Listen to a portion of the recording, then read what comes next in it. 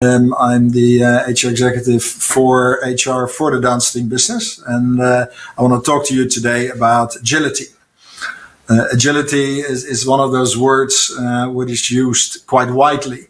What I would like to try the coming half an hour is to talk a bit about the real underlying issues that I believe are important for dealing with agility, and try to give some practical examples, things that we are doing, are planning to do, or have done, and try to be very transparent about some of the complexities when you really try to become a truly agile organization.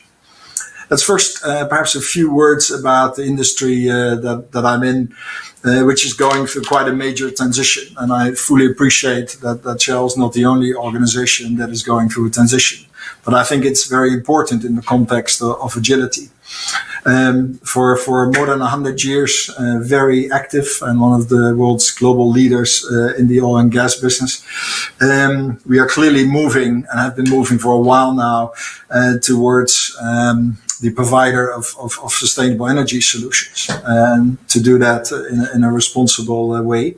At the same time, be attractive as a world-class investment opportunity.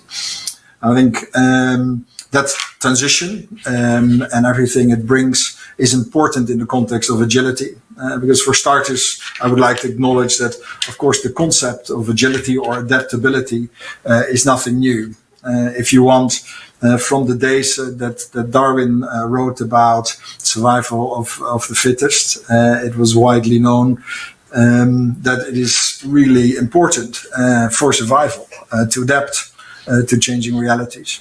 Of course, what has been changing, and that's certainly a topic that people talk a lot about, is the speed and therefore also the necessity of adaptation.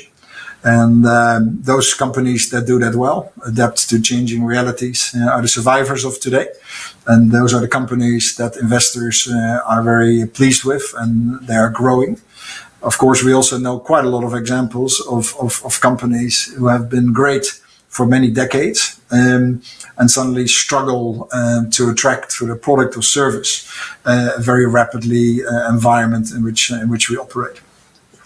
So that's a bit the backdrop. Now, in order to make this a bit of fun, I think it's important always. I want to try to talk about agile and use actually the word agile as a backbone, as a bit of a backdrop, and then take a few subjects. And to be more precise, I want to talk about authenticity for leadership and how important that is for agility. I want to talk about growth. I want to talk about the insight, learning capability, and last but not least, the capability to empower.